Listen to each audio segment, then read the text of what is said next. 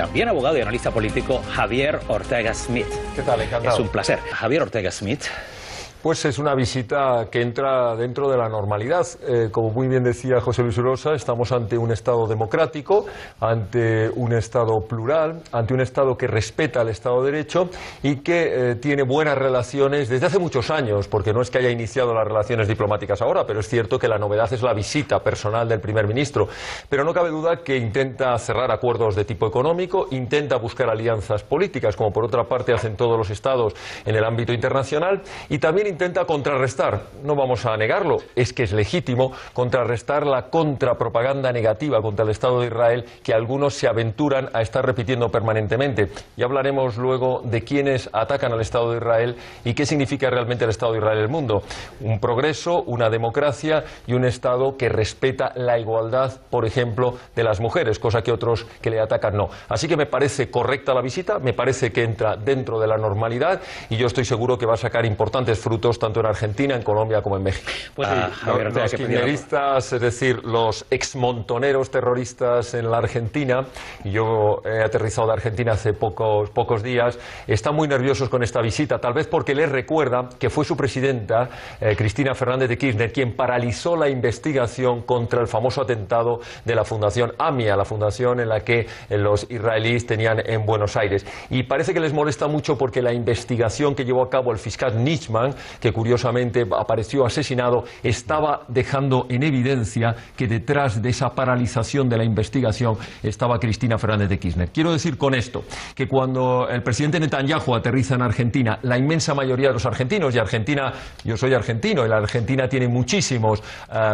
judíos, lo recibe con los brazos abiertos. Otra cosa son aquellos que han querido o que han recibido apoyo de Irán o que han recibido o que son favorables tal vez a los atentados que se produjeron allí, que no quieren ni oír hablar de Israel. Pero eso es otra cosa. No importa quién grita o lo que, sino qué hay detrás de esos gritos, esas campañas contra Israel. Bueno, muy legítimo. ¿Por qué vamos a negarle? Es absolutamente legítimo si considera que ese acuerdo es perjudicial para la seguridad, porque claro, hablar de paz es muy bonito, lo subrayamos todos, pero la paz de los cementerios no es la que queremos algunos, y por tanto el que él esté pidiendo el reforzamiento de los acuerdos de seguridad porque considere que estos acuerdos no garantizan la seguridad, me parece absolutamente legítimo, porque no olvidemos que el derecho primero y fundamental de cualquier nación es la de defenderse frente a las amenazas, y creo que es indudable que Israel está en el punto de mira de todos los que han dicho públicamente, países de su entorno que han dicho públicamente que abogan por la destrucción del Estado de Israel. Lo que he hecho en falta en la parte de la visita de Netanyahu a Colombia es que haya aprovechado, comprendo que la diplomacia tiene sus límites, ¿no? Y si él está en unos acuerdos económicos, pero tenía que haber aprovechado, porque Israel es un país que vive directamente la amenaza permanente del terrorismo, tenía que haber denunciado lo que está haciendo el gobierno de Santos. El gobierno de Santos está cometiendo, y tenía que haberlo denunciado, primero una estafa democrática de primer orden, porque ha engañado al pueblo colombiano, que le dijo en un referéndum que ganó Uribe, no Santos, no hay negociación ni pacto ninguno con los narcoterroristas. Y a continuación, pasándose por encima al pueblo colombiano, fue a pactar. Y segundo, y más importante que lo anterior, ha claudicado ante las imposiciones del narcoterrorismo, quienes han venido asesinando y secuestrando en Colombia. Netanyahu tenía que haberle dicho que con el terrorismo no hay nada que negociar, que no existe premio político por dejar de matar, y tenía que haber dejado bien claro que cuando se defiende la libertad y la democracia, bien sea en Israel, bien sea en España o bien sea en Colombia, los terroristas no son actores políticos, y Santos los ha convertido en actor político. Eso es lo que yo he echado en falta en Colombia. Una precisión, Javier, ¿la realidad actual de Colombia está dando la razón a los que apostaron por la paz? La realidad actual en Colombia, lo que ha dado la razón es que los que han asesinado y han secuestrado durante años están cobrando el precio político de haberlo hecho, y en cambio, que yo sepa, ni a los que asesinaron han resucitado, ni a los que tuvieron graves secuelas físicas y psíquicas durante tantos años, ni el daño económico que hicieron ha sido resarcido. Por tanto, la razón se la da la realidad de lo que ocurrió durante 30 años en Colombia, y eso es lo que el presidente Santos ha traicionado al propio pueblo colombiano, que espero que le pase factura en las próximas elecciones. Bueno, de hecho el presidente no se presenta a la reelección, porque ha sido expresamente por el propio presidente eliminada la posibilidad de entre otras cosas traicionó la porque reelección. Era ministro de Defensa de Uribe, mantuvo una política en un tercer mandato. Mantuvo una política política y luego hizo la contraria. Es un eufemismo repetido por los dos contertulios, por José Luis y por Frank, el llamarle posconflicto. Bueno, ese es el término que está justamente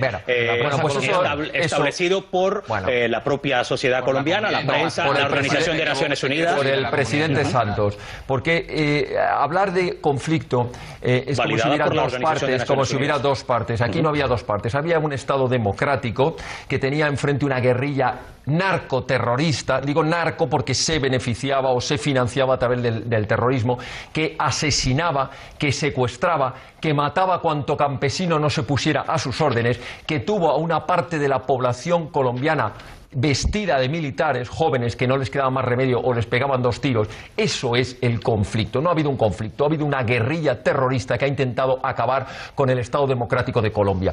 Y es verdad que ha habido una política exterior de apoyo a Colombia, porque Colombia desde sus instituciones la pidió a gritos. Plan Colombia, que pidió a Estados Unidos y que tuvo el apoyo de Israel con la inteligencia y con el apoyo de armas. Claro que sí, para defenderse contra un terrorismo.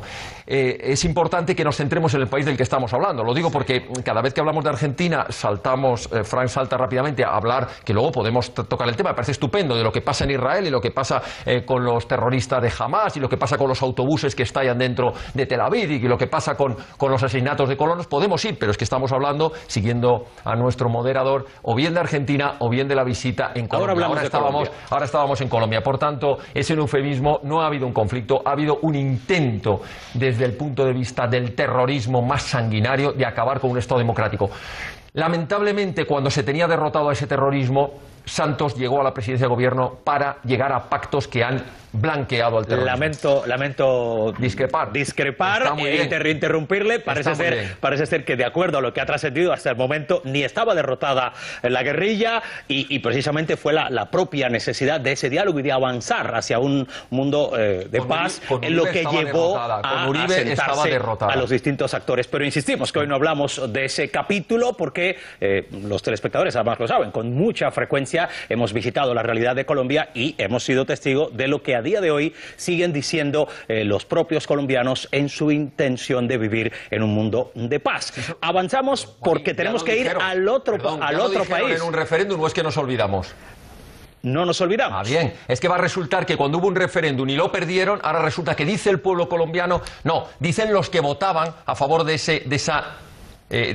Insistimos, Javier, que no abordamos hoy el tema de Colombia. Pero tenemos que avanzar. Ya habló el pueblo colombiano y dijo que no quería ningún pacto con los narcoterroristas. ¿Y Santos ha hecho lo contrario, sí o no?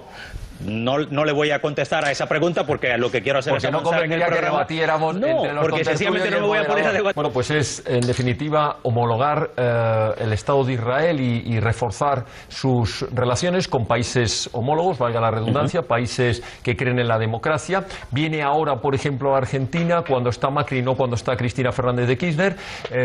Ahora estábamos hablando de México y del muro, claro, porque él cree en las fronteras seguras, porque tiene que soportar el Estado de Israel la amenaza permanente y por tanto legitima que Estados Unidos quiera controlar la inmigración ilegal. Pero solo por introducir, pero hace algunos minutos decía Urosa que rápidamente cuando se produce el revuelo mediático la diplomacia sale a disculparse por ese tuit. Bueno, pero la realidad es que el famoso muro de Trump, que ha servido a muchos como coletilla, primero no es el muro de Trump, era el muro de Clinton, luego fue el muro de Obama y lo que hizo fue continuar unas obras que por cierto ya estaban aprobadas. Pero lo que subyace detrás del muro es el derecho legítimo de cualquier nación a defenderse, a defender sus fronteras, a que no haya inmigración ilegal, con todo lo que significa, que no tiene nada que ver con la xenofobia. Estamos hablando de un control de fronteras para que entren los que legalmente puedan entrar y no entren narcotraficantes o no entre inmigración ilegal. En resumen de la visita, Netanyahu está trasladando a sus países amigos que es un Estado democrático, que es un Estado que quiere reforzar los lazos económicos, que es la única democracia en todo Oriente Medio, que es el único país en Oriente Medio donde los derechos de la mujer, y esto hay que decirlo alto y claro, están respetados, donde la libertad de culto, y no nos olvidemos, en Israel hay mezquitas y hay iglesias católicas además de sinagogas. En los países del entorno, ni hablar. Por tanto, ¿de qué estamos hablando? Estamos hablando de un país democrático, un país que respeta el Estado de Derecho, donde es verdad que ha habido presidentes que han sido sentados delante de un banquillo y militares que han sido condenados por actuar con un exceso de fuerza, porque esa es la diferencia entre el Estado de Israel, que es un Estado democrático, y los que quieren destruir el Estado de Israel. Lo dejamos ahí de momento, Javier.